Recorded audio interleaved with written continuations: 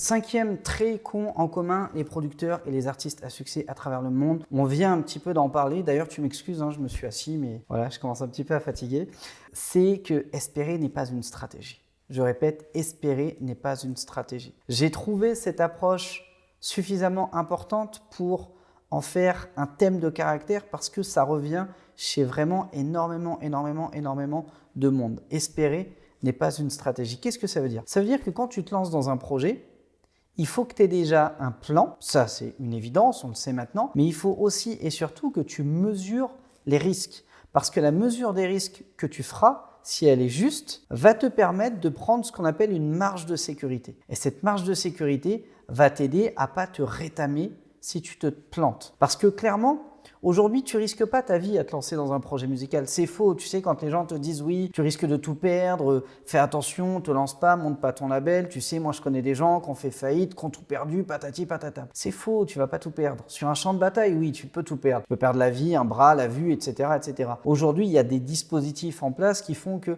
si demain tu fais faillite avec ton label, tu vas pouvoir te retourner. J'en sais quelque chose, j'ai déjà fait faillite avec un label et j'ai réussi à m'en relever. Pourtant, j'étais pas forcément dans une situation hyper confortable. Donc l'idée, c'est que tu risques pas grand-chose en soi. Par contre, tu risques d'en prendre un coup sur le plan psychologique et émotionnel. Alors que tout échec peut être anticipé avec une bonne marge de sécurité.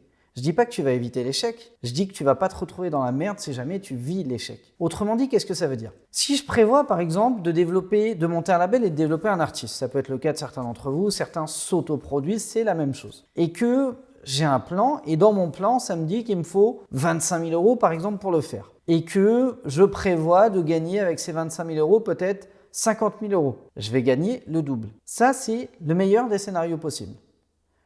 Après, il y a ce qu'on va appeler le pire des scénarios. Il faut que je sois capable de construire le pire des scénarios, d'anticiper les risques et d'avoir une protection contre ça. Et dans un dernier temps, je vais analyser le scénario le plus probable. Alors dans le pire des scénarios, qu'est-ce qui va se passer? J'ai dépensé 25 000 € et je ne gagne rien, absolument rien. J'ai perdu 25 000 €. Donc à partir de là, est-ce que ça vaut le coup que j'emprunte 25 000 €? La réponse est non. Est-ce que ça vaut le coup que je mette 15 000 de ma poche et que j'emprunte 10 000? Pourquoi pas si tu as la capacité derrière de travailler et de rembourser?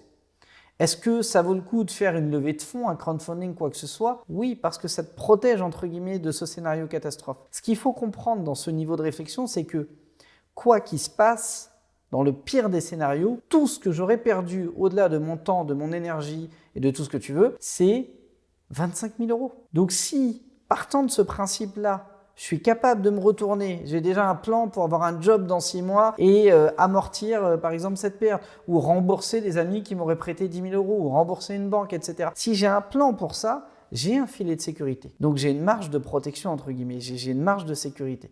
C'est OK. Et maintenant que j'ai pensé au meilleur des scénarios et au pire des scénarios, je vais avoir un scénario réaliste. Je sais que si j'investis 10 000 € dans la production d'un album, puis peut-être 5 ou 6 000 € dans la création de 2 ou 3 clips, puis peut-être 10 000 € en web marketing, en promotion, en tout ce que tu veux, en création de fanbase, potentiellement, évidemment que je vais rentrer un petit peu d'argent. Donc sur les 25 000 € dépensés, je vais peut-être gagner 5 000, 10 000, 15 000. Je ne serai à perte que de 10 000 peut-être. Sauf que comme j'ai un scénario catastrophe à moins 25 000 et que j'ai déjà une réponse face à ça, finalement un scénario à moins 10 000, c'est pas très grave, c'est pas très dur à affronter.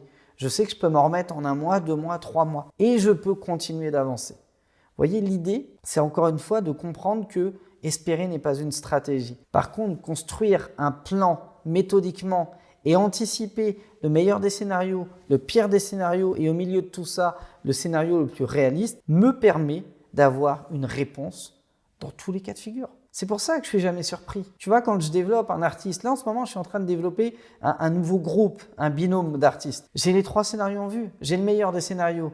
Je sais ce qui va arriver à tout le monde. J'ai le pire des scénarios. Je sais quel risque vraiment j'encours et j'ai une sécurité contre ça.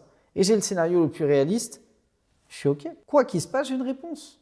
Quoi qu'il se passe. On lance un titre, ça marche, j'ai une réponse, je sais quoi faire après. On lance un titre, ça marche moyennement, je sais quoi faire après. On lance un titre, ça marche pas du tout, je sais quoi faire après. À partir de là,